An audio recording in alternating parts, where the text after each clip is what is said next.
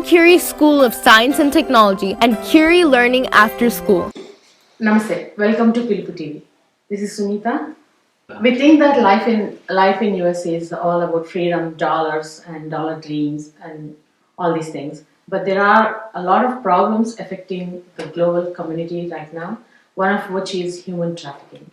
So Lavanya Rawalpalli here is one of the few persons who are working to help people who are affected by human trafficking and helping towards a goal that to reduce this problem at the very core level and the basic level where it will eradicate this problem forever with all our help. Namaste Lavanya Rawalpalli. Namaste, Sunita. Welcome to Piluputv Studios. Thank you. We heard a lot of great things about you and what the services you do to this community. So, would you please introduce yourself to our viewers? Sure, I will. I would first want to make a statement. It's not service to the community, it's a social responsibility. By the way, I'm from Hyderabad, India. I'm Lavanya Rawalpalli. I do a little bit. I wouldn't say I do a lot, but it's like a drop in the ocean. I do a little bit volunteering in the local shelters and basically the organizations who are working towards ending human trafficking. So I have some organizations I volunteer with in DC area and an organization in India called Prajwala. So I have an association with them. It's kind of an extended family to me. Great to know about the things you do. Though you don't call it as a community service and your responsibility, we need more people like yourself to help this society. And we really appreciate what you do for this society. Balagan Business and Tax Service for all your tax, finance and business affairs. Our services include audit, reviews, attestation, SBA certification, non-profit organization, financial investment, payroll, tax plan, accounting, bookkeeping, business and consulting. Dedicated staff led by Balagan Arumugaswamy CPA in DC Metro. Balagan Business and Tax Service. Lavanya, our viewers like to know more about what you do to the community. First of all, the question is, what is human trafficking? Human trafficking is a market-driven criminal industry that totally operates on the principle of supply and demand. Human trafficking is like anything to do with selling human beings. It could be traffickers usually use threat or fraud or manipulation to just woo them into believing them that they are kind of helping them out. But technically what they do is, once that trust is established, they start selling these human beings. So it could be like sex trafficking or labor trafficking. There are various levels of trafficking. And there are a lot of people today who are being enslaved. The statistics says about 21 million people around the world are enslaved. And it generates $150 billion revenue for the traffickers. So that's a huge industry. After drugs and arms, this is the third largest crime that happens today in this world. Does this kind of exploitation happen here in USA too? Yes, it does. Most of us think that things like this happen in third world countries where people are vulnerable, where people are under poverty line. But human trafficking happens here. Human trafficking happens here in our own backyards, which most of us are not aware of. In America itself, it's estimated to be a $32 billion dollar generation that this particular industry. Those numbers are pretty concerning and very, very scary to hear about this happening in so-called developed countries. It's very concerning, Lavanya. So what can we do to prevent this? Like, how can you bring awareness to parents so as not to get their kids or loved ones not to get under this problem? So before we go to the part of solution and our contributions, we need to talk about knowingly, unknowingly, are we contributing to this problem? So out of this billions of dollars that are generated through this industry, a portion of it comes from pornography. So when we talk about pornography, it's really important. We question ourselves, how is this culture of pornography in our society? So what is the driving factor? How do people get to pornography? So pornography is directly generating the demand for supply. So the more viewers you have for pornography, then that means there are more girls forced to be a part of those videos or whatever you see, and they are forced to do that. So people usually think like I haven't done anything, like I was not a part involved in sex trafficking and things like that. Though you are not physically involved, by just watching these, you are making more children to be sold into the industry. You're encouraging, once you watch these videos, you are indirectly encouraging the trade. Trade, exactly. So if you go by Whisper Oral History Project survey, they have surveyed a lot of victims of sex trafficking, and 80% of them told that most of their customers show them these videos and they expect what they see in the videos to be served to them. So you see what I'm saying? Like the more you watch, the more you want to get what you watch. The more you want to get what you watch, the more children and women are forced into this. So if really as a society we want to do something about it, this is one thing you can start doing from the comfort of your own home. Just stop watching pornography. Talk to your family, talk to your friends about how this pornography is contributing to the demand and how the demand is contributing to the supply. So I think it is straightforward 30% demand cut if we can all vouch and take a stand that we will not be contributors to this industry. Yeah, we will not be contributing to the industry indirectly. Indirectly, yes. So you said things about pornography and all these things, how we indirectly contribute that. Okay, besides that, how can you advise a parent to become more aware of what's going around and how they can protect their children and loved ones from being affected? Number one thing for families is even before you teach your kids to have a good career on what to do to make a lot of money, number one thing we need to teach our kids is love. Love one another. We need to give them confidence that no matter what happens, we are there for them and we have that unconditional love in the family, because that's a key factor. When kids go through something, they should have that comfort level to come back to their parents and talk about what they go through. And at a very young age, like even when you start telling stories to your kids, like when they are 3, 4, you should start talking to them about sexual abuse. This is another very important topic which we ignore as parents. We always think that our kids are very safe with a relative, with a friend. So when you are busy, you would tend to drop them at a friend. But say your child is not willing to spend time with them, they have a discomfort level. You should always pay attention to those signs. So you need to teach them what is sexual abuse, what are the parts of the body nobody can touch. What is good touch and what is bad touch? Yes, that's one contributing factor, that they are aware of what is their own property. My body is my own, my property. The second thing is, I would recommend from an early age, you start talking about sex trafficking.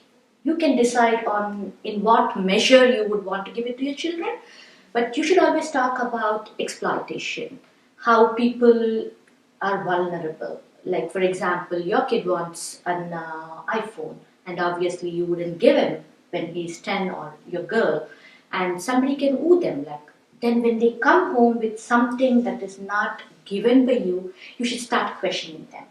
You should tell them that no matter what, don't get carried away by things or material things given by others, because that's the first step which the traffickers apply Yes. They shouldn't accept anything from anybody other than their parents. Yes, yeah. And the other thing I would definitely want to bring up is social media. I know Facebook, there are so many things that are out there these days. And when you friend somebody on Facebook who you do not know, is not an actual friend, is not a real friend. Right? Yes. We need to know how much of our personal information we put out there in social media. We need to know when somebody who is a friend of your kid wants to meet them in person, the kid should first come and tell you about that. And especially when your young kids are making friends with much older people, especially men, that's a key factor. Sometimes, they are very, very attached to an older person, maybe in the family or in the friends, and this person is going out of the way getting stuff for them. You need to be a little cautious about that. So these are the things you need to be very, very aware of, like not putting out all your information on, oh, my kid is 12 and I'm so proud he can spend a night all by himself now. So these are the updates you see in Facebook or in social media. So you need to know how much of information that is personal to you and your family you want to expose on social media. Unknowingly, you put these things and they lead to these bad circumstances.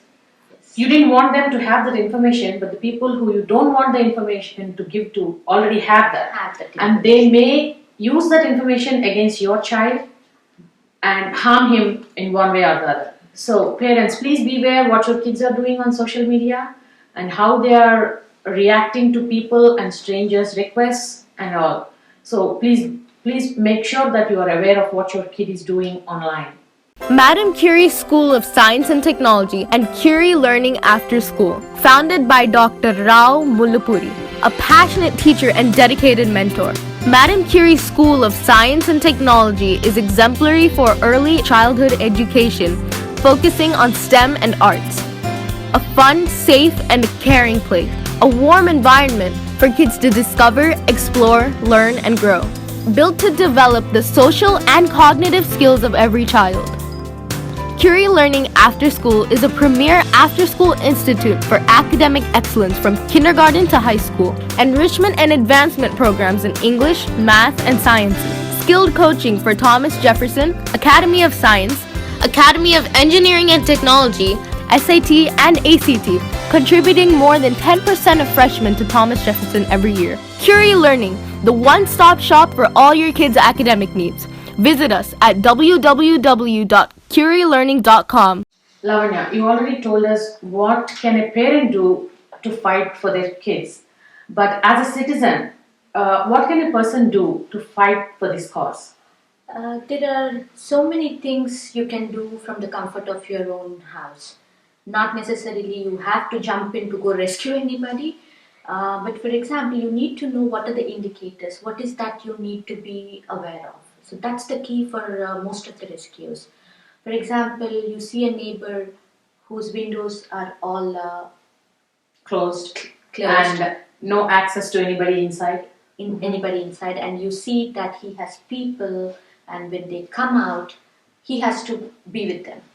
So there is no freedom of speech. So kind of you can sense that this person has fear in his face or her face. I want to mention one thing. When we talk about sex trafficking or human trafficking, it's not exclusively for girls or women. So victims can be anybody. It could be men, women, girls, or boys. So we need to be vigilant about the circumstances. So when you see something like that, say something. When you see something, say something. So if I see something, say I see something that's not right, so how do I report or where do I go? What do I do? If you guys are in America, we have a national human trafficking hotline, and I can give you the number to which you can call. But the best thing would be call 911. If you see that somebody is really in danger and you do not know what to do, call 911. That's a good advice, Lavanya. Now, Lavanya, we talked about indicators such as neighbors, but anything more you can add to that point of indicators? Yeah, sure. The Other people who can identify trafficking early are doctors. So when you see there is an underage girl who's coming to you who has been having a sexual relationship with an older man, and you see bruises on her body, kind of you can tell that she has been sexually abused, the doctors have to report immediately. I think that's one place where you can immediately find out that this is happening. The second place is school teachers, educators.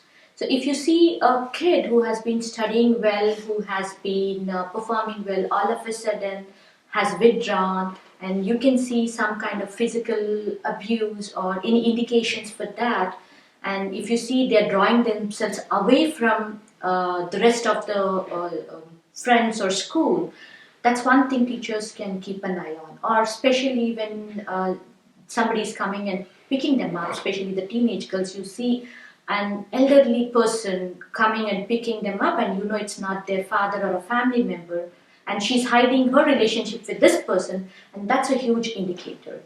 The other place you could be vigilant about is when you're traveling. If you're seeing that there is a person who's traveling and who is being kind of controlled by a co-traveler, and you see that their passports are not with them, they are not able to answer questions on where they are going, or if you see they are not feeling free or they are not having that freedom to talk to or a fellow traveler, somebody is stopping them from doing so, that's an indicator. If you are on the flight and you observe something like that, you go talk to the air hostess. Most of them are trained to identify these situations, and they know what to do with a scenario like that. And another thing I would like to mention is when you are in hotels, if you see an elderly man or a person who is been hanging around with a very young girl, and you see this girl is wearing overly sexualized dresses, and you feel that this is not normal for a young teenager. Usually you don't see that happening. So these are some things, like the minute you see, sometimes it strikes like there is something not right about it, and it doesn't hurt to report it. Right. These are the flags you're looking for, which we need to report. Hi, I'm Banu Ilindra, founder of BBA Law Group PC. We are proud to announce that for the past 8 years, we are serving with immigration and other legal services. Should you have any questions, feel free to reach us anytime. Thank you. Okay, Lavanya. So if somebody, say for a volunteer, is interested to help you with a cause to fight for the against the human trafficking, so how do you suggest they reach you? See, there are so many levels of rescues, right? Some people are involved in grassroots level where they perform the rescue operations. Like I am associated with an organization, Prajwala. They have a huge team who put their lives on stake to just go rescue these children and women. And these are the things that you and I can do, right? Like we have our own priorities. Then we don't usually can take that. We don't really have that courage to be on the ground to do the rescue operation. But again, we all, from the comfort of our own house, can stop anything that will lead to trafficking. So the main thing is awareness. The more you are aware of, the more you know about it, the more you know what is contributing to it. Basically meaning we are the demand, right? We are, as a society, are creating the demand. So we as a society have this responsibility to stop that demand. So you and me, like anybody who's watching this show, if you really want to contribute to stop human trafficking, I would say like you can join me. You can email me at lavanya.ravalapilli@gmail.com, and we all can get together, brainstorm on how do we raise awareness. Each person has their own way of taking this particular cause to the next level. I think it's a kind of a group effort, team effort, right? Only when all of us come together and say we don't have to think about rescuing, but we can definitely stop people from going there. So if anybody is interested to get some internships in the field of anti-human trafficking. I work with some local DC groups, especially teenagers and college-going kids. If you're interested, please do reach out to me through Piluputv or email me at lavanya.ravalapalli@gmail. So we can get together and we can do whatever we can do from here. So are you planning to start any fundraiser kind of a thing to support this cause and create awareness? Fundraiser is totally a different level. First, number one, when you are aware, you automatically want to do something.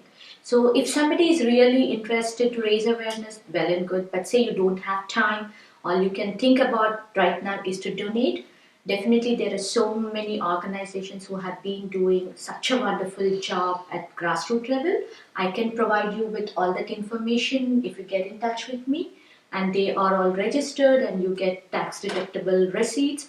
So yes, if you want to do a donation, definitely I can provide you the information of the organizations.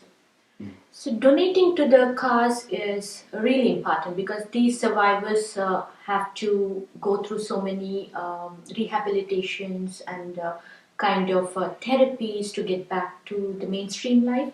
And they do a lot of things like, for example, if you see the sari I'm wearing, this was made by the survivors of sex trafficking, the girls in an organization in India called Prajwala. So in a way, like you're kind of providing, empowering them to get back on their feet and get merged in the mainstream life. Thank you for the information, Lavanya. Anything else you want to add and say to the audience? One thing I would want to say is this has to stop. This has to stop. I have had an opportunity to directly interact with a lot of children who have been victims of sex trafficking and now survivors being taken care of an amazing organization in India. The team does an amazing job giving them like another life and a true family. So from their stories, I have seen girls as young as 5, 6 being trafficked, some being sold from the age of 4, 5. So us as a society, if we can really stop everything we can do from our home, especially pornography, we need to make sure our children are aware about what are the criminal activities that are happening around them or around the world. And we need to definitely teach them to be compassionate, to be understanding, and helpful if they at all come across anybody who's been going through this pain. Thank you so much for giving all this information and making parents aware that this exists. It's not like you think it's not me, it's not going to affect me, but it does affect everybody, and everybody can do their own thing to fight this problem for getting any bigger than it's already. We request all the parents to teach their kids empathy and be aware of your surroundings. If you see something, say something. That's the main motto, how we can create awareness and prevent this problem for getting any bigger than it is. Thank you, Piluputv, for having me over this conversation and providing a platform to raise awareness on human trafficking.